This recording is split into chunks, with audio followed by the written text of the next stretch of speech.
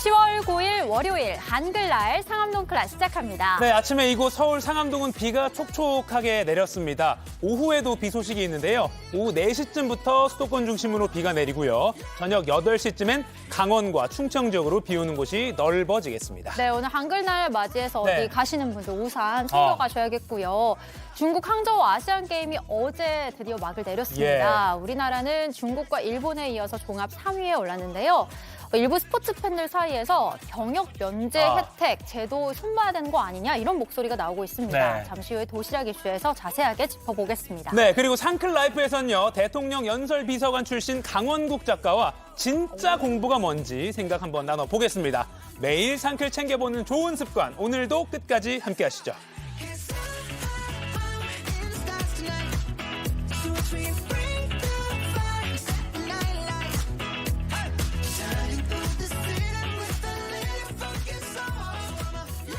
네, 생방송 상암동 클래스 유튜브 JTBC 뉴스 채널이나 네이버 뉴스 페이지에서도 실시간으로 함께 보실 수 있습니다. 도시락 이슈 이재승 기자, 김태인 기자 나왔습니다. 안녕하세요. 네, 안녕하세요. 안녕하세요. 오늘 한글날 아침입니다. 아주 네. 뜻깊고 중요한 날인데 첫 번째 이슈 한글날에 딱 맞는 이슈 준비했다고요? 네, 그렇습니다.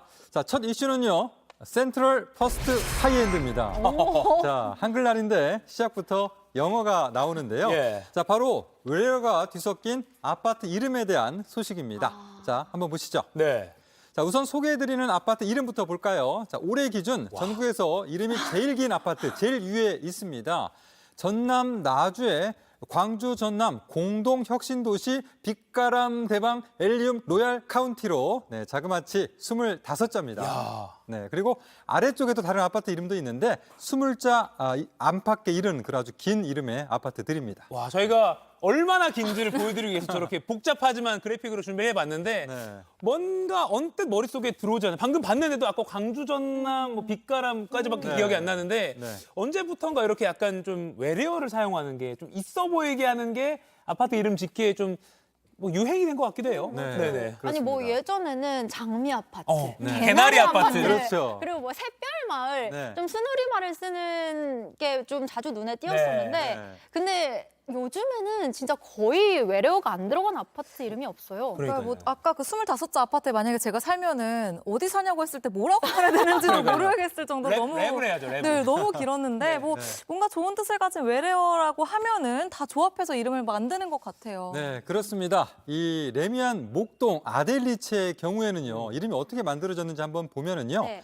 자, 스페인어로 고귀한을 뜻하는 아델리오와 독일어로 품격, 귀족을 뜻하는 아델, 그리고 영어로 소중한을 뜻하는 이 체리시에서 따왔습니다.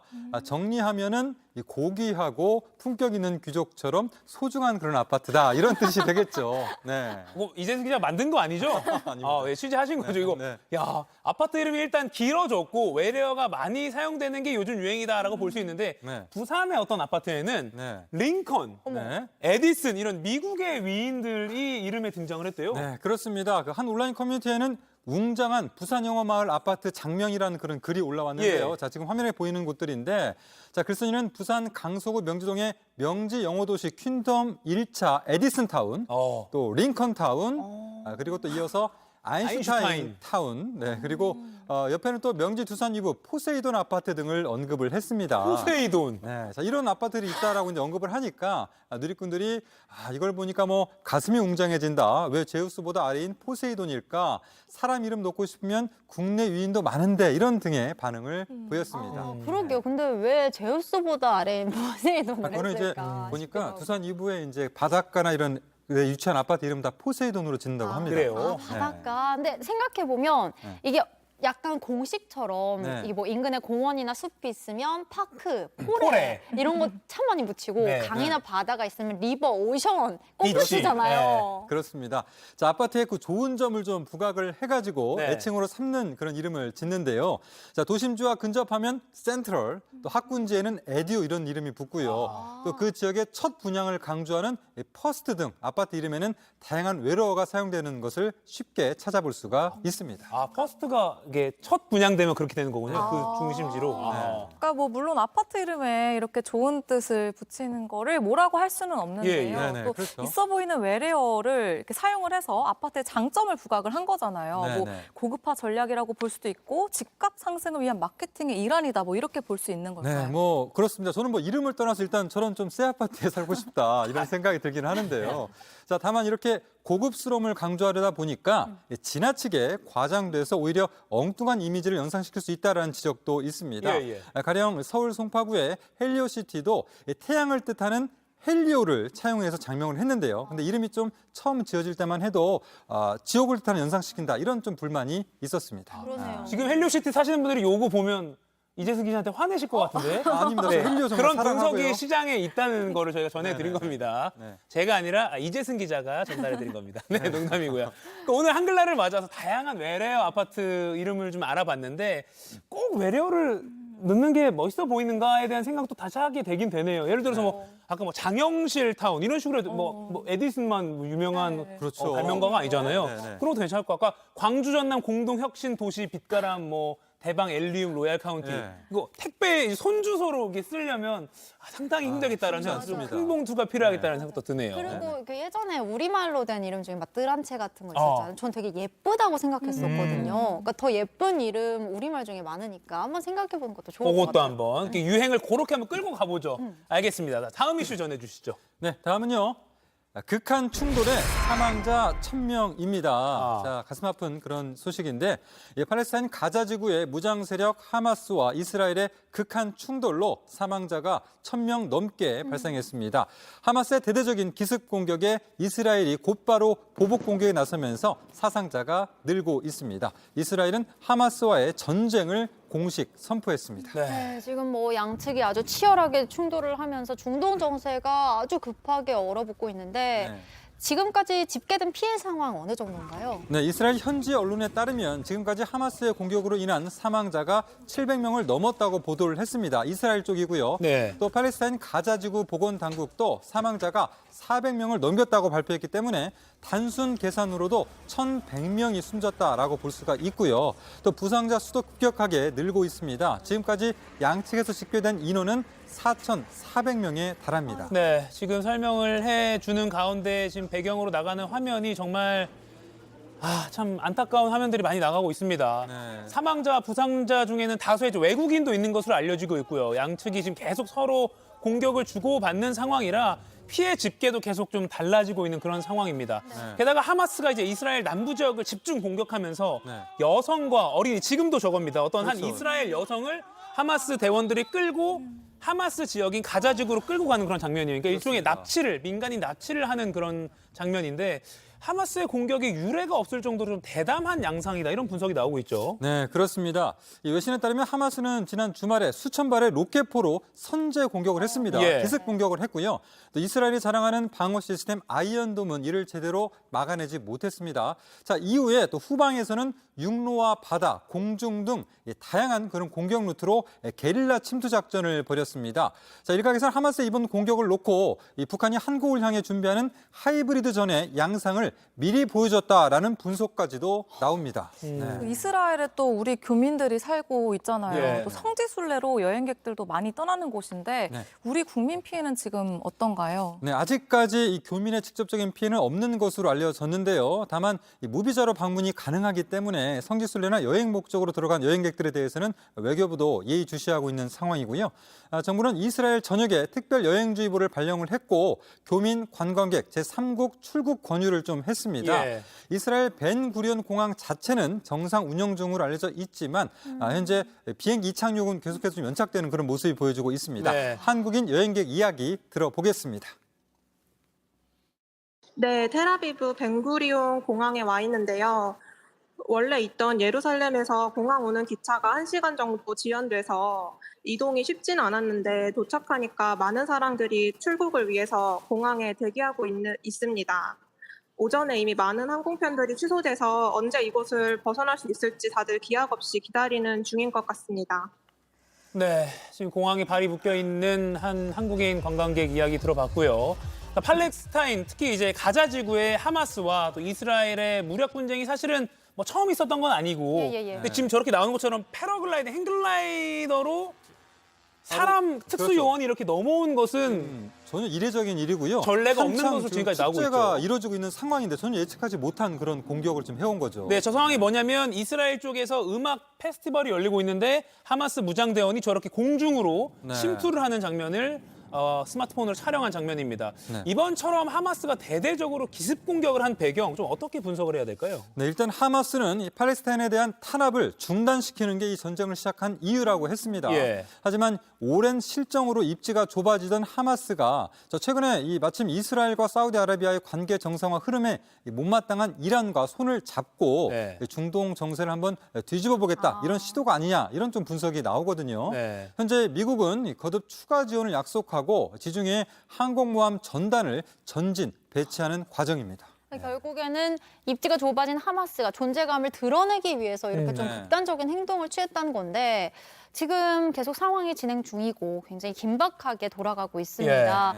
사망자 1,000명이 넘게 나왔고 주거지 건물 공격받고 있고요. 무고한 시민들 계속 피해를 받고 있는데 네. 참 안타깝습니다. 어린이들도 납치된 인원 중에 포함됐다는 소식도 있고 해서 모르겠습니다. 무고한 시민들 피해가 더 좀 없었으면 하는 바람은 전 세계 누구나 뭐 정치적인 지형을 네. 떠나서 똑같을 것 같습니다. 자, 다음 이슈 전해주시죠. 네. 자, 다음은요. 경기 한번 안 뛰고도입니다. 자, 태극 전사들이 연일 전해오는 금빛 소식에 환호했던 항저우 아시안 게임이 마무리됐습니다. 예. 우리 선수들 정말 고생했고 또 감사하다라는 말 전하고 싶은데요. 다만 이 선수들의 선전에도 불구하고 병역 혜택을 바라보는 국민들의 시선이 곱지만은 않습니다. 네, 그러니까 뭐 열심히 일해서 좋은 국민들에게 기쁜 소식을 전해준 것은 누구나 다 박수를 치고 이건 이견이 없는 것 같은데 이제 그 네네. 병역 특례 그러니까 아시안 게임 뭐 금메달 리스트나 올림픽은 이제 금은 동이죠. 그렇죠. 동메달 이상 이제 획득한 그 선수에게 병역 특례를 주고 있는데 이것에 대해서 조금 이제 다시 좀 논의해봐야 되는 거 아니냐 이런 목소리가 커지고 있다는 거죠. 네, 그렇습니다. 자, 기여에 대한 보상은 당연하다는 쪽과 네. 이 개도국 시절에 도입됐던 이 병역 면제 인센티브를 언제까지 유지해야 하느냐 이런 회의론이 맞서고 있는 겁니다. 이 병역 특혜는 원래 1973년에 체육예술계에 한국을 국제사회에 알리는 국위선양에 대한 동기부여를 위해서 도입이 됐습니다. 제도를 만들 당시 1974년엔 아시안게임 금메달이 우리나라 16개에 불과했거든요. 자, 그런데 이번 아시안게임 42개였고요. 2002년엔 최대로 금메달을 땄었는데 96개에 달할 정도로 위상도 매우 달라진 그런 상황입니다. 이거 뭐 병역 면제 혜택이 어떤 기재가 돼서 하나의 기재가 돼서 우리나라가 금메달을 많이 따게 된 건 참 좋은 일입니다. 네. 근데 지금 병역 부분에서 논란이 되고 있는 건데 네. 그렇다면 이번에 얼마나 병역 혜택을 받게 되나요? 네, 이번에 그 항저우 아시안게임에서 우승한 축구와 야구 대표팀 대부분 선수들이 병역 특례 혜택을 받게 됐습니다. 예. 축구 대표팀의 경우는 22명 중에 2명을 제외한 20명, 야구 대표팀은 19명이 병역 특례 대상자의 이름을 올렸습니다. 그런데 또 특히 한 경기도 뛰지 네. 않았던 선수가 그러니까 네. 무임승차로 이렇게 네. 뭐 병역 특례 혜택을 받는 것에 대한 또 논란이 지금 일고 있잖아요. 네, 그 과거에 부상을 숨기고 참가를 한 뒤에 거의 경기를 뛰지 않고 병역 면제만 챙겼다는 이런 의혹을 받는 그런 선수가 있었고요. 자, 이번 아시안 게임 같은 경우 보면 야구 대표팀 투수 곽빈 선수는 등에 담이 왔다면서 공 한 번 안 던지고 병역 특례 수혜자가 됐습니다. 네. 그러니까 좀 뭐 물론 아픈 선수는 어쩔 수 없는 부분이 있겠지만 아시안 게임을 앞두고 야구 대표팀을 향해서 은메달을 기원한다 이런 좀 릴레이 게시물이 올라오기도 했습니다. 그러니까 좀 약간 비판하는 입장에서는 은메달을 기원한다 이렇게 네. 좀 그런 식의 응원을 했다는 거군요. 네. 또 올림픽과 달리 이제 아시안 게임은 종목에 따라서 금메달을 더 이상 따기 어려운 대회도 있잖아요. 그러니까 뭐 예를 들어서 대회가 아니다 뭐 이런 것들이 있죠. 그렇죠. 네. 그러니까 뭐 그 종목에 따라서 계속 바뀌기도 하고. 네네네. 그런 이제 좀 종목에 따라서 이 아시안 게임 자체가 좀 금메달 너무 쉽게 딸 수 있는 그런 종목들도 많이 있어서요. 네. 야구가 좀 대표적인데 그 한국을 제외한 참가국은 대부분 이제 아마추어 선수들이 나오기 때문에 병역을 해결하지 못한 한국 선수들, 프로 선수들이 나서는 그런 경우가 있습니다. 네네. 그러면서 한국에서는 이제 아시안 게임이 합법적으로 병역 브로콜 역할을 하는 게 아니냐 뭐 이런 좀 얘기까지 나오는 그런 부분이 있는데요. 네. 실제로 이번에 골프 같은 경우도 이번 아시안 게임부터는 이 프로 선수들도 참여할 수 있게 규정이 바뀌었는데요. 미 프로 골프 투어에서 활약하는 임성재와 김시우가 나와 예상대로 남자 단체전에서 금메달을 땄습니다. 그러면서 이들은 이제 병역 특례 혜택을 받게 됐죠. 그러니까 일부 종목은 뭐 우리나라 선수들이 좀 쉽게 금메달 따는 게 예측 가능하다 이 말이군요. 그렇습니다. 아하. 무슨 말인지 또 이해가 됩니다. 네. 근데 아시안게임 경기 종목이 또 점점 확대가 되고 있어요. 종목 자체가. 네. 그만큼 면제 대상도 점점 늘게 되는 거 아닌가요? 네, 이번에도 이제 논란이 된 e스포츠 외에도 뭐 바둑이라든가 브레이킹 댄스에 또 카드 게임, 체스 등까지 포함이 되면서 자, 이런 게 과연 이제 스포츠가 맞느냐, 아시안 게임은 더 이상 체육 행사가 아니다라는 좀 논란이 제기가 되는 실정입니다. 그러면서 이제 국위 선양이 병역 혜택의 기준이라면 BTS는 왜 병역 특례에 해당하지 않는가라는 의문도 꾸준히 제기되고 있습니다. 네. 사실 이 병역 면제는 워낙 민감한 이슈이기 때문에 늘 이런 논의가 나오고 있는데 이번 아시안 게임이 끝난 거를 또 계기로 해서 다시 한번 사회적으로 논의가 좀 이루어지지 않을까 네. 이런 생각도 들고 시간이 꽤 흐른 만큼 현재 실정에 맞게 좀 고쳐야 할 필요도 있어 보인다. 이것도 뭐 무리가 아닌 주장 같습니다. 흘러내린 태극기, 한국 저출산 문제 저격입니다.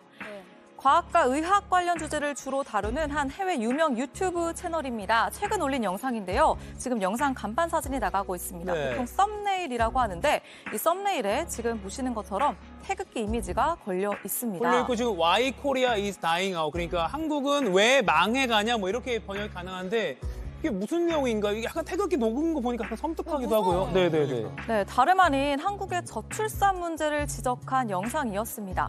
이 유튜버는 지난해 한국 여성 1인당 평균 출산율이 0.8명으로 세계 최저 수준이라고 지적을 했는데요. 현재 한국의 젊은 인구가 100명이라고 한다면 2100년에 그 숫자는 6명으로 줄어든다면서 지금 변화를 주지 않을 경우에는 100년 안에 한국의 청년 94%가 줄어들 거라고 우려했습니다. 와, 그러니까 결국엔 초고령화도 넘어서 노인만 남게 된다 이런 말이네요. 네, 이 유튜버는 고령화가 계속되면 사회가 감당할 의료비와 빈곤 문제가 폭발적으로 늘어난다면서 수십 년간 산하 제한 정책을 펼치면서 고령화가 급격히 진행된 중국을 예시로 들기도 했습니다. 네. 이 영상은 공개된 지 나흘 만에 조회수 430만 회를 넘겼고요. 댓글은 2만 5천 개가 넘게 달렸습니다.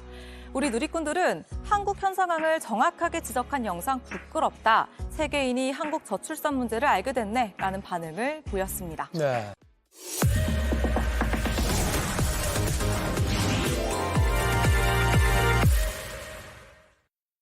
네, 지금 시각 10시 20분입니다. 저 같은 경알못, 경제를 잘 알지 못하는 사람을 위한 당장 내 돈이 되는 정보, 머니클래스. 오늘의 키워드 먼저 보시죠. 건강도 지갑도 지키는 병원비 절약 꿀팁. 아프지 않고 항상 건강하면 좋겠지만 그게 내 마음대로 안 되죠. 병원 갈 필요가 있으면 뭐 가야죠. 근데 이 병원비 걱정하지 않을 수가 없습니다.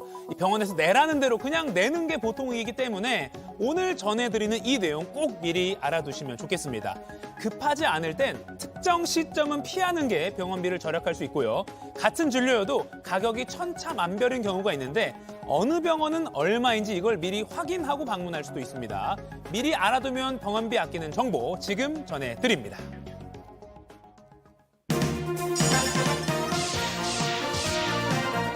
부자 되는 개념 쏙쏙 알려주는 손희의 금융 크리에이터와 얘기 나눠보겠습니다. 안녕하세요. 안녕하세요. 자, 오늘 한글날 공휴일이잖아요. 그러니까 오늘 같은 휴일날 문을 연 병원을 방문하면 진료비가 더 나오는 거죠, 보통. 네, 맞습니다. 네. 그러니까 정부가 기본 진료 시간대를 정해놓은 게 있어요. 네. 평일에는 오전 9시부터 오후 6시까지고요. 그리고 토요일에는 오전 9시부터 오후 1시까지입니다. 그래서 보통은 동네 병원의 운영 시간 생각해 보시면 이 시간대에 운영되고 있다는 그렇죠. 거 생각 드실 것 같아요. 예. 근데 요즘에는 뭐 주말에도 운영을 한다거나 혹은 야간 진료를 하는 병원들도 점점 많이 늘어나고 네. 있잖아요. 그런데 이 시간대에 진료를 보시고 치료를 하시게 된다면 가산금을 조금 더 부담을 하게 되십니다. 네, 왜냐하면 야간 공휴일 가산제도라는 제도가 있어서 약사나 의사들의 초과 근무에 대해서 보상을 해주는 개념으로 이런 비용을 부담하게 된다라고 네. 생각을 하시면 되는데요. 있는데요. 보통은 의료기관 같은 경우에는 기본 진찰료 그리고 마취료, 수술료 등에서 30에서 50% 정도를 할증해서 부담을 하게 되고요. 약국에서는 우리가 조제비라든지 기타의 비용에 대해서 30%까지 할증을 하게 됩니다. 그래서 보통은 당연히 연휴 기간에 너무 급하게 아프게 된다면 병원을 주저 말고 가셔야겠지만 그냥 정말 나 평일에는 좀 사람 많으니까 복잡해서 가기 싫어. 나 그냥 여유롭게 주말에 혹은 야간에 갈 거야. 이렇게 생각을 했다가는 또 생각지도 못하게 병원비 폭탄을 맞을 수가 있으니까 이 비율을 좀 잘 생각을 해두셨다가 미리미리 병원을 가시는 걸 추천을 드리는 거죠. 그러니까 선택 가능한 상황에서 뭐 좀 한가하게 가고 싶어서 뭐 심야나 주말에 가는 거는 돈이 더 들 수 있다. 네. 그리고 약국까지 적용되는 건 좀 몰랐거든요. 네네. 약국도 병원처럼 심야나 이럴 때는 조제비가 더 들 수 있는 맞습니다. 거군요. 그리고 진료뿐만 아니라 병원에 그 입원하는 시간도 그 따라서 이렇게 뭐 가격이 좀 달라진다면서요? 맞아요. 정말 급할 때는 사실 우리가 시간을 따지는 게 무의미하겠지만 네네. 혹시 가능하신 경우라면 입원 시간 그리고 퇴원 시간을 좀 유의를 하신다면 병원비를 조금이라도 아낄 수가 있겠습니다.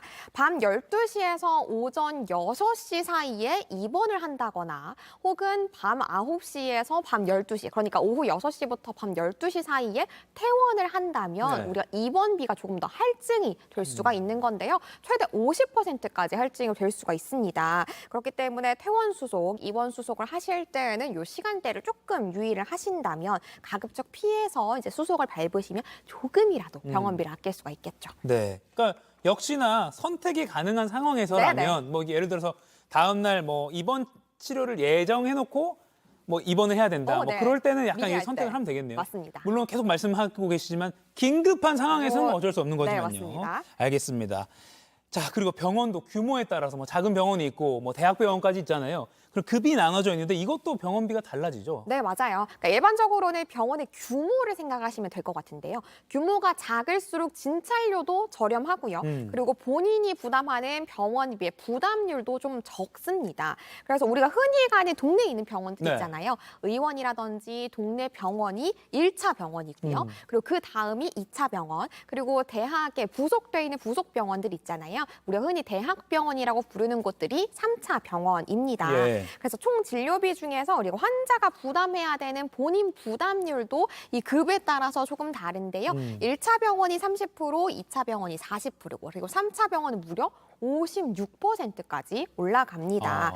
그리고 진료비, 가산 비율도 급에 따라서 조금씩 다른데요. 1차 병원이 15%, 2차가 25%, 그리고 3차 병원이 30%까지 올라갑니다. 그래서 이렇게 우리가 급수에 따라서 진찰료라든지 가산 비용이 달라지다 보니까 네. 뭐 예를 들어서 가벼운 감기가 걸렸는데 다짜고짜 3차 병원에 간다면 진찰료가 훨씬 올라갈 테니까 네. 가벼운 질환일수록 작은 병원에 가시는 게 경제적이라고 볼 수 있고요. 예. 또 특정 질환이 의심이 될 때가 있잖아요. 이때에도 보통 우리가 이제 선입견으로 무조건 대학병원에 가는 게 좋아라고 네. 생각하실 수 있지만 이제 무조건 3차 병원, 대학병원으로 가시는 것보다는 1차 병원에 가셔서 네. 소견서를 떼서 3차 병원에 가시는 게 경제적이에요. 왜요? 왜냐하면 진료 의뢰서 없이 다짜고짜 3차 병원으로 가시게 된다면 우리가 국민의료보험의 혜택을 받을 수가 없고 본인 부담금이 100%가 될 수 있습니다. 그러니까 소견서를 떼서 3차 병원으로 가시는 게 조금 더 경제적이다라고 볼 수 있는 거죠. 이거는 저는 몰랐는데, 그러니까 흔히 말하는 뭐 아파트 상가 같은 데 있는 작은 병원에 가서 진료 의뢰서를 떼서 대학병원을 가는 게 이제 말한 대로 국민의료보험 혜택을 받을 수 있다. 이거 좀 잘 알아둬야겠네요. 사실 시간은 좀 더 걸릴 수 있지만. 그럼요. 네, 알겠습니다. 또 여러 병원을 막 다 이렇게 여러 개를 다닌다는 것보다는 한 병원에서 꾸준히 진료를 받는 게 더 조금 가격 면에서는 저렴하다고요. 맞아요. 보통 병원에 가시면은 저희 병원 처음이신가요? 이 질문을 꼭 받습니다. 네. 그러니까 이게 이 병원에 정말 처음 온 건지를 구분해서 정보를 쉽게 찾고자 하는 목적도 있지만요. 초진인지 재진인지를 구분하고자 하는 목적도 있습니다. 네. 왜냐하면 초진 진찰료와 재진 진찰료가 차이가 있거든요. 이 환자에 대해서 처음 진료를 보는 초진일 경우에는 조금 더 난이도가 높다라고 보기 때문에 네. 통상 30% 정도 초진 진찰료의 차이가 있습니다. 그렇다 보니까 이날은 이 병원 가고 가고 다음 날엔 저 병원 가고 또 그 다음 날엔 다른 병원을 가게 되면 계속 소진 진찰료를 물게 되는 거기 때문에 지속적으로 병원을 가야 된다면 한 병원을 가는 게 조금 더 경제적이다라고 볼 수 있는 거고요. 네. 다만 좀 주의하셔야 되는 거는 일반 질환인 경우에는 30일 이내, 만성 질환인 경우에는 90일 이내 다시 진료를 받을 때에만 재진으로 인정한다라는 점은 유의를 하시면 좋을 것 같습니다. 이것도 이런 날짜 제한이 있는 거군요. 네, 맞습니다. 알겠습니다. 초진을 계속 받는 것보다는 재진을 받는 게 진찰료가 저렴하고 아무래도 한 의사분이 계속 이렇게 쭉 추적 관찰을 해주니까 네, 그래도 좋겠네요. 맞습니다. 알겠습니다. 그 병원비가요. 보험 적용을 받으면 뭐 부담이 안 되는 경우도 많이 있는데 네. 문제는 이제 건강보험이 적용이 안 되는 진료비가 이제 문제입니다. 사실 맞아요. 갑자기 막 수십만 원 내야 될 때도 있고요.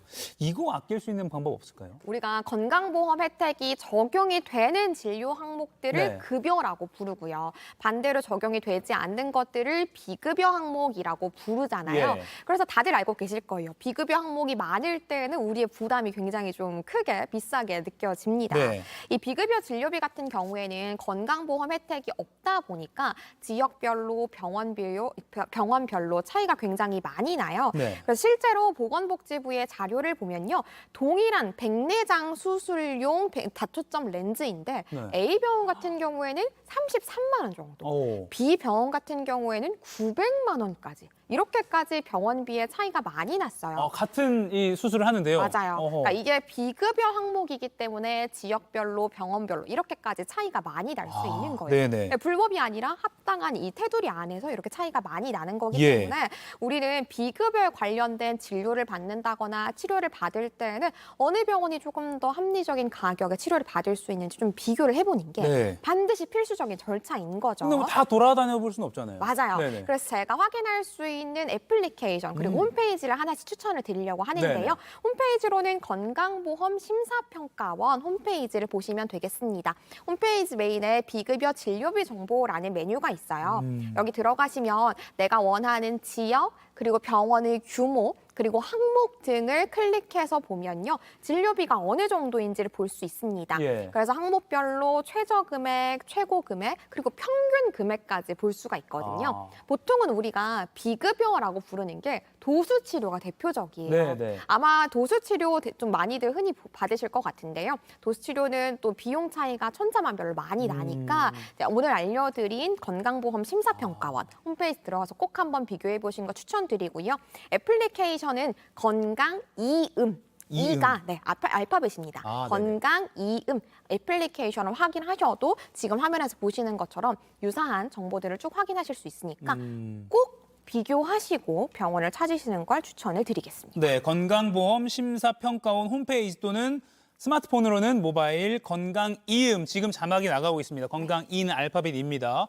신기하네요. 도수치료 저는 한 7만 원 정도라고 알고 있었는데 아까 차이가 14만 원짜리도 많이 있고. 나죠. 와, 그러니까 동네 가까운데 그냥 무심코 갔다가는 좀 가격 차이가 많이 날 수 있으니까 맞습니다. 검색을 해보고 가는 게 좋겠네요. 알겠습니다. 그리고 건강보험 적용이 되는 그런 기준도 계속 달라지니까 이것도 꼭 확인을 해보는 게 좋을 것 같아요. 맞아요. 네. 또 이번 달부터 당장 바뀌는 거 뇌 관련 MRI 소식들 많이 들으셨을 것 같습니다. 네, 급여 진료비 기준으로 예를 들어 단순한 두통이나 어지럼증으로 병원에 찾아가서 저 MRI 찍고 싶은데요 라고 하게 되신다면 본인이 100% 부담을 하게 된다는 거 유의를 하셔야 됩니다. 그러니까 예를 들어서 의사의 판단에 의해서 뇌출혈이 의심됩니다. 뇌경색이 의심됩니다. 뇌 MRI 한번 찍어볼까요? 라고 할 때에는 건강보험이 적용이 되지만 의사가 따로 소견이 없는 상황에서 본인이 자의적으로 찍을 때에는 본인 100% 부담을 해야 된다는 거죠. 네. 그래서 만약에 뇌 MRI 관련해서 본인이 이제 본인 부담을 줄여서 건강보험 혜택을 받기 위해서는 소견서가 필수적이라는 거 꼭 유의를 하셔야겠고요. 이것뿐만 아니라 급여, 비급여의 여부는요. 이 정부의 정책에 따라서 수시로 달라질 수 있으니까 이 부분도 꼭 확인을 하시고 나서 병원 찾으시는 게 좋을 것 같습니다. 네. 그리고 국가에서 지원하는 것도 뭐 서비스가 있다고 알고 있는데 네. 그중에 건강 검진도 있잖아요. 이런 것도 좀 국가 거를 좀 이용하면 좀 저렴하게 할 수 있겠네요. 네, 맞아요. 네. 사실 우리가 병원비 아낄 수 있는 최고의 방법은 사전에 건강검진을 수시로 해서 치료비를 아끼는 게 병원 갈 일을 안 만드는 게 맞아요. 이게 네네. 가장 좋은 거잖아요. 우리가 이제 국가에서 해주고 있는 무료 건강 검진들이 있으니까요. 네. 요거를 꼭 꼬박꼬박 챙기는 게 좋을 것 같습니다. 네. 건강보험에 가입한 근로자 그리고 지역가입자, 피부양자라면 1년에 한 번 혹은 2년에 한 번 정도 건강검진을 무료로 받을 수가 있는데요. 보통은 본인의 출생연도 끝자리가 홀수인지 짝수인지에 따라서 우리가 받을 수 있는 여부가 해마다 달라집니다. 예. 그래서 이 여부를 꼭 한번 확인해 주시고요. 이제 건강보험공단에서 지정한 검진 기관이라면 어디를 가셔도 편리하게 받으실 수 있으니까 꼭 챙기시기를 추천을 드리고요. 네. 그리고 또 한 가지 우리가 알아두시면 좋을 게 우리 국민 건강검진 가운데에서 1차 건강검진뿐만 네. 아니라 만 40세 그리고 만 66세의 국민이라면 생애 전환 건강검진을 받을 수가 있어요. 그러니까 이거는 쉽게 얘기해서 보통 1차 검진이라고 하면 피 뽑고 이런 것들 해당되는 예. 거잖아요. 생애 전환 검진이라고 하면 조금 더 디테일하게 많은 항목들을 받을 수 있는 거니까 꼭 챙기시기를 추천을 드리고요. 예. 그리고 우리가 의료급여 수급자 그리고 저소득층 같은 경우에는 이제 암 검사까지도 가능합니다. 5대 암 검사를 받을 수 있는 거고 만약에 이 검사를 통해서 암이 발견이 되었다면 혜택도 받을 수가 있습니다. 일부의 암 검진 그리고 치료비에 대해서 혜택도 받을 수 있으니까 꼭 이 혜택들 챙기시면 좋겠습니다. 네. 생애 전환기 건강검진 꼭 놓치면 안 되겠네요. 알겠습니다. 저희가 마무리하기 전에 오늘도 두 분 뽑아서 영화 예매권 2매씩 드리는 퀴즈 준비했는데 그 전에 아까 광크리 뉴스에서 저희가 작년 한국 여성 1인당 평균 출산율을 0.08이라고 말씀을 드렸는데 0.8로 바로 잡겠습니다. 작년 한국 여성 1인당 출산율 0.8인데요. 0.08로 잘못 말씀드려서 0.8이라고 다시 정정해 드리겠습니다. 시청자 여러분의 양해 부탁드립니다. 자, 퀴즈 드리겠습니다. 자, 병원은 언제 진료받는지에 따라서 가격이 달라질 수가 있습니다. 다음 중에 병원비가 할증되지 않는 때는 언제일까요? 1번 평일 오후 3시, 2번 공휴일, 3번 새벽 3시. 새벽 너무 힘들 것 같아요. 네. 지금 상암노 클래스 실시간으로 방송되고 있는 JTBC 뉴스 유튜브에 접속하셔서 실시간 댓글창에 정답 올려주시면 됩니다. 방송 끝에 당첨자 발표해드리도록 하겠습니다. 지금까지 머니클래스 소니의 금융 크리에이터와 이야기 나눠봤습니다. 고맙습니다. 감사합니다. 지구촌에서 화제가 된 소식들 알아보는 월드클래스입니다. 1분 1초가 급박한 응급 상황에서 만약 이런 일을 당한다면 얼마나 황당할까요? 최근 논란이 된 한 구급 현장으로 가보겠습니다. 콜롬비아 바예델카우카주 칼리의 한 거리입니다. 구급차 한 대가 길가에 문을 열고 서 있는데요. 자, 안을 들여다보니 고령의 여성 환자 한 명이 누워있고 그 곁엔 보호자가 타고 있습니다. 그런데 구급대원들이 보이지 않죠? 어디 간 걸까요? 황당하게도 주변 카페에서 아침 식사를 하고 있었습니다. 대체 무슨 급한 일이길래 환자를 이송하던 구급대원들이 문까지 열어놓고 사라진 걸까 했는데 그 급한 일이 밥이었다니. 이 영상이 공개되면서 상식적으로 이해할 수 없는 일이라며 사회적 공분이 일었습니다. 안 그래도 얼마 전 발생한 구급차 뺑소니 사건으로 콜롬비아 구급 서비스에 대한 여론이 심상치 않은 상태였다고 하는데요. 논란이 계속되자 당국은 해당 구급대원 3명을 내사하고 있다며 중징계하겠다고 밝혔습니다. 이번엔 태국에서 타이완으로 향하는 여객기 안에서 촬영한 영상입니다. 얼핏 보기만 해도 눈길을 끄는 손님이 보이죠. 다람쥐과의 포유류인 마멋인데요. 이 마멋이 기내 안을 돌아다니는 걸 보고 쥐라고 착각한 승객이 승무원에게 알리면서 기내가 발칵 뒤집어졌습니다. 승무원들이 마멋을 잡겠다고 나섰지만 쉽지 않았고 도착지인 타이완 공항에 착륙하고 나서야 동식물 검역 직원들이 출동해 마멋을 포획할 수 있었습니다. 이 과정에서 당국은 수화물 태그가 붙지 않은 가방에서 수달과 별거북, 새끼 설치류 등 총 33마리의 살아있는 동물을 추가로 찾아냈는데요. 조사를 통해 이 가방의 주인은 한 타이완 여성 탑승객으로 밝혀졌습니다. 당국은 이 여성에게 동물 밀반입 혐의로 우리 돈 4천만 원의 벌금을 부과할 예정입니다. 긴 연휴 동안 기름진 음식을 마음 놓고 즐기다가 탈이 나는 경우가 종종 있는데요. 비단 사람만 그런 건 아닌 것 같습니다. 중국 남부 광시 위린의 한 주택가 옥상입니다. 견공 6마리가 줄지어 누워 있는데요. 다들 주사 바늘을 꽂고 사람처럼 수액을 맞고 있습니다. 알고 보니 중추절 연휴 기간 동안 월병 과자를 잔뜩 먹어서 탈이 났다고 해요. 중국 중추절 전통 음식인 월병엔 호두와 아몬드, 해바라기 씨 등의 견과류가 듬뿍 들어가는데 견공이 먹기엔 너무 기름졌던 모양인지 복통을 호소했다고 합니다. 다행히 수액을 맞고 회복했다고 하는데요. 괜히 사람 먹는 음식 한 번 먹었다가 연휴 후유증 제대로 겪네요. 지금까지 월드클래스였고요. 계속해서 상클 라이프가 이어집니다. 오랜만에 느껴보는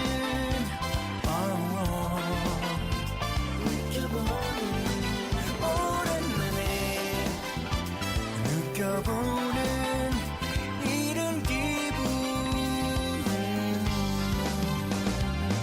내게 들려오는 흐뭇한 그 얘기들이 좀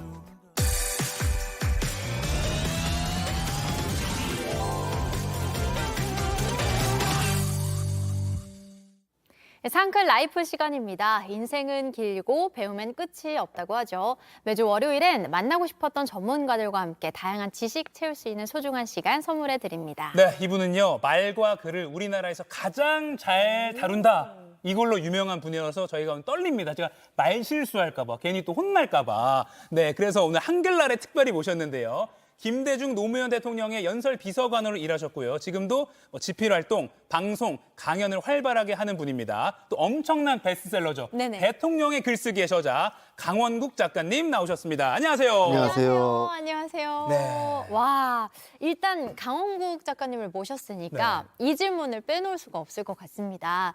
이제 첫 번째로 낸 책이 대통령의 글쓰기. 근데 출간이 되자마자 바로, 베스트셀러가 예. 됐고 그 이후에 내신 책들도 모두 많은 인기를 얻었거든요. 그러니까 단 한 권도 3만 부 미만으로 팔린 책이 한 권도 없어요. 와, 요새 출판 시장 생각하면 진짜 대단한 성과를 거두신 건데. 네. 근데 이렇게 많은 사람들이 찾는 글을 쓸 수 있는 비결이 뭘까요?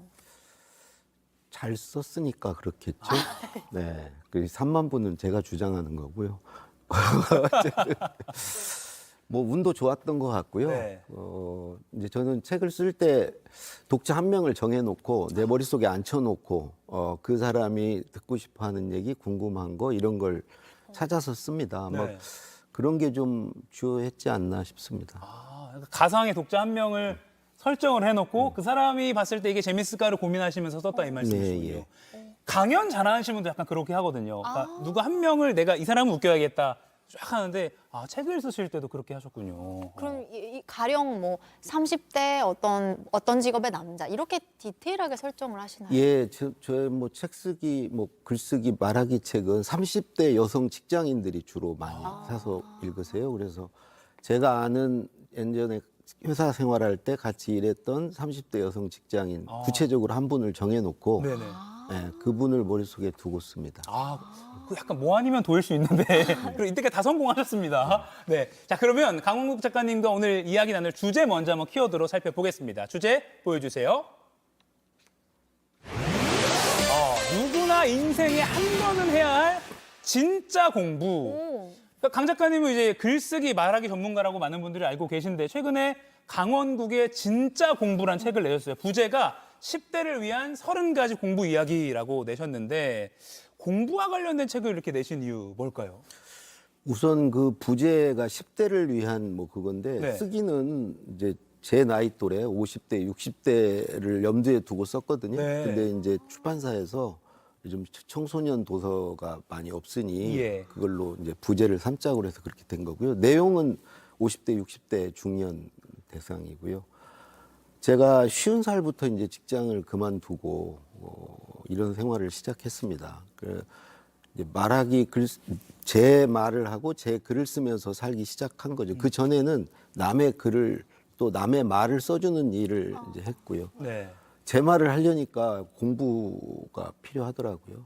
그리고 실제로 강의를 다녀보니까 글쓰기 말하기에 대해서 제가 말을 하는데 정작 청중들은 자녀의 공부, 뭐 이제 또 은퇴하신 분들 공부를 어떻게 해야 되느냐, 공부에 관심이 굉장히 많다는 걸 알았습니다. 네. 그래서 공부에 관한 책을 써야 되겠다 해서 쓰게 됐죠.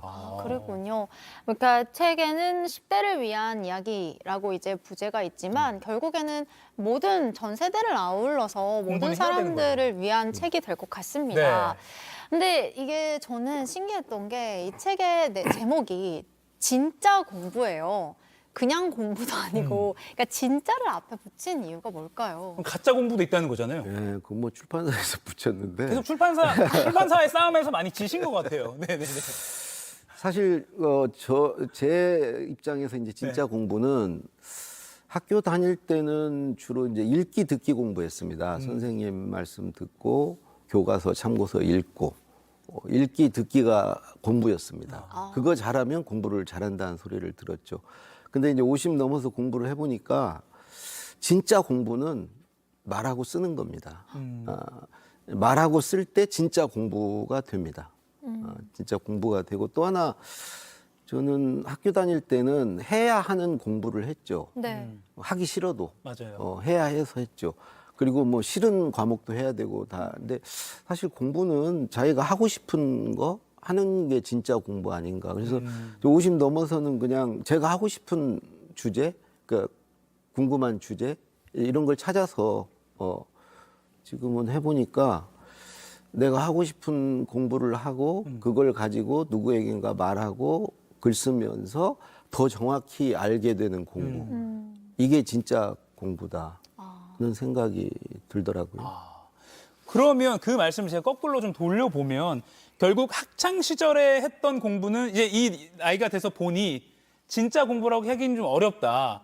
그러니까 이제 나이가 들어서 하는 공부가 진짜 공부다라고 좀 생각이 드셨다는 건데 이렇게 한참 학창 시절을 지난 사람이 공부를 해야 하나? 왜 필요하나라고 누군가 물어봤을 때 어떻게 답을 해주시겠어요? 저는 뭐 제가 어찌 보면 그거의 당사자인데요. 네. 50살에 이제 직장 그만두고 예전에는 보통 7, 80살은 그런 생애주기 아닙니까? 예. 7, 80, 예. 5, 60까지 직장 생활하고 7, 80, 한 1, 20년은 좀 쉬다가 놀다가 이제 갈 수 있는 네. 기간인데 제가 50에 그만두고 보니까 요즘엔 이제 8, 90, 뭐 자칫하면 뭐 100세 100세. 가까이 자칫하면 네. 자칫 실수로 건강하면 네. 그러니까요. 그럼 재앙이죠. 50에 그만뒀는데 50년을 더 살아야 되는데 네. 그리고 또 세상이 워낙 급변하잖아요. 그러니까 학교 다닐 때 배운 걸로는 그 50년을 버틸 수가 없고 예. 또 50년 동안 경제 활동을 하려니 뭔가 내가 팔아먹을 컨텐츠가 있어야 되지 않습니까? 예. 그러니까 오히려 지금은 학교 다닐 때 공부보다 은퇴하고 한 5, 60대 공부 이게 정말 중요해진 시대 아닌가. 그래서 50대 10년간 열심히 공부를 해서 예. 지금 이제 10년 이제 60 하나 됐거든요. 본격적으로 그거 팔아먹으며 사니까 예. 직장 다닐 때보다 보수도 더 많고요. 오. 더 자유롭고 더 즐겁고. 그래서 한 50대, 60대는 꼭 한번 공부에 도전할 필요가 있다. 그리고 해보니까 50대가 공부하기 제일 좋은 뇌인 것 같아요. 뇌 자체가. 50대요? 그 전까지는 30, 40대까지는 이게 좀 뇌가 무르익지 않았다고 그럴까? 성숙하지 않았다고 그럴까? 그러니까 사람이 한 7분 응선 넘었을 때 70% 정도 알았을 때 나머지 30%를 더 알고 싶고 그 아는 게 재밌고 네. 더 속도가 나거든. 그림 퍼즐을 생각해 보면 돼요. 그림 퍼즐 한 중반 맞출 때까지는 이 전체 그림이 뭔지도 모르고 그쵸, 네네. 이게 노동입니다, 노동. 근데 한 70% 정도 맞추면은 그림의 윤곽이 드러나면서 다 완성하면 이런 그림이 되겠구나. 그러면서 나머지 30% 맞추는 건 갑자기 막 속도가 나고 재밌습니다. 네네. 제가 50대 공부가 그랬습니다. 그러니까 오히려 공부는 나이 먹어서 하는 공부가 재밌는 것 같습니다. 지금 공감하고 계신 시청자분들 계실 거고 이런 분들 계실 건데 제가 그거는 뒤에 좀 또 여쭤볼게요. 네네네. 그럼 작가님의 진짜 공부도 50대부터 시작이 됐다고 저는 지금 느껴지는데 근데 어떻게 그걸 시작하시게 된 거예요? 아까 뭐 팔아먹을 거를 이제 앞으로 먹고 살 거를 위해서라고 약간 이렇게 좀 유머러스하게 말씀하셨지만 맞아요. 그러니까 이제 말하기 글쓰기를 하려니까 예. 직장 다닐 때는 말을 잘 듣고 위에서 시키는 걸 잘 알아먹으면 예, 예. 거기에 맞춰 드리면 월급도 주고 뭐 승진도 시켜주고 그러니까 읽기 듣기를 잘하면 됐거든요. 예, 예. 근데 이제 정작 내가 말하고 내 글을 쓰려니까 네. 뭐 할 말이 없더라고요. 할 말이. 예, 늘 말만 듣고 살아서 그래서 그때부터 이제 공부를 시작했는데 저는 다행히 그 이제 아내가 도움이 많이 됐습니다. 아내분. 그러니까 공부한 것을 늘 아내한테 이렇게 말을 해봐요. 이제 왜냐면 둘 다 집에서 노니까 하루 종일 붙어 있고 예. 어디 강의 갈 때도 같이 가고 매일 산책하고 그럴 때마다 뭐 할 일도 없고 예. 그러니까 이제 제가 책에서 읽은 거 누구에게 들은 거 강의에서 뭐 들은 내용 이런 것들 공부한 것을 뭐 내가 혼자 생각한 거 이런 걸 늘 아내한테 이렇게 말해 보니까 내가 할 수 있는 말 글에 쓸 수 있는 내용들이 이게 정리가 되더라고요. 공부가 되더라고요. 그러면 지금 사모님께도 강연비를 좀 떼어주시고 하셔야 되는 거 아닌가라는 생각이 갑자기 드네요. 아 그거는 뭐 다 가지고 갑니다. 다 가지고 그렇습니까? 떼어주는 수준이 아니었군요. 알겠습니다. 처음에는 잘 안 들어줬는데 예. 어느 날부터 입금이 이제 되니까 이게 이제. 돈으로 돌아온다는 걸 안 때로부터 예. 아주 경청하고 잘 들어줍니다. 역시 경청이 사회 하두였는데 사실은 입금이 또 경청의 실력을 올려줄 수 있습니다. 결국은 돈입니다. 네, 알겠습니다. 그리고요. 아까 이제 제가 라고 생각하실 시청자도 계시겠다라고 한 부분이 뭐냐면 오케이, 나이 들어서 이제 100세 시대니까 뭐 돈을 벌기 위해서라도 아니면 지혜롭게 계속 살기 위해서 공부해야 되는 거는 요새 많이 들어서 알겠어요. 네네네. 나이 들어서 공부해야 된다. 근데 책을 보려니 눈이 침침해. 그죠. 허리가 아파. 안 들어와. 역시 공부는 학창 시절에 해야 돼라고 생각하시는 분들도 많거든요. 그런 분들께는 뭐라고 극복을 어떻게 해봐라라고 조언을 주시겠습니까? 저는 세 가지 합니다. 어. 그 휴식, 그 휴식이야 뭐 직장 안 다니니까 얼마든지 할 수 예. 있고 그 다음에 이제 수면, 수면. 네. 잠 충분히 자고요. 그 다음에 운동입니다. 매일 산책하고. 그러니까 공부를 지속적으로 끈기 있게 하려면 네. 저는 휴식과 수면과 운동이 반드시 필요하고요. 음. 그거를 이렇게 중간에 뭐 포기하거나 지치지 않고 하는 방법은 공부한 내용을 늘 써먹는 겁니다. 제가 아내에게 말해보듯이. 그러니까 공부를 지속할 수 없는 게 내가 이걸 지금 왜 하고 있나 힘든 걸 이런 생각이 가끔 들거든요. 근데 매일매일 써먹으면 이제 그런 잡념 들지 않고 지속적으로 공부를 할 수가 있죠. 그러니까 저도 어릴 때 왜 뭐 동생한테 뭐 알려주면 알려주다 보면 자기가 더 공부되잖아요. 그렇죠. 맞아요. 그런 것처럼 나이가 들어서도 아내에게 말해보고 뭐 자식에게 말해보고 아니면 뭐 작은 강연부터 시작해서 강연도 해보고 아니면 블로그 같은 거 요새 돈도 안 되니까 블로그도 써보고. 하고 뭐 유튜브도 하고 얼마든지 할 수 있거든요. 그러니까 학교 다닐 때는 미적분 도대체 이걸 왜 배우나 어디에 써먹나 그걸 모르니까 공부가 재미없었던 거고 네. 지금은 공부한 걸 써먹을 수 있으니까 재밌는 거죠. 그러니까 자식이 있으신 분들은 네. 자식한테 이렇게 그렇죠. 많이 얘기해 주는 것도 좋을 것 또 같다는 너무 생각이 과하면 또 들어요. 약간 자식이 싫어할 수 그렇네요. 있으니까. 너무 또 꼰대라는 꼰대 이야기가 또 나올 수 주의보 있거든요. 발령되고요. 네.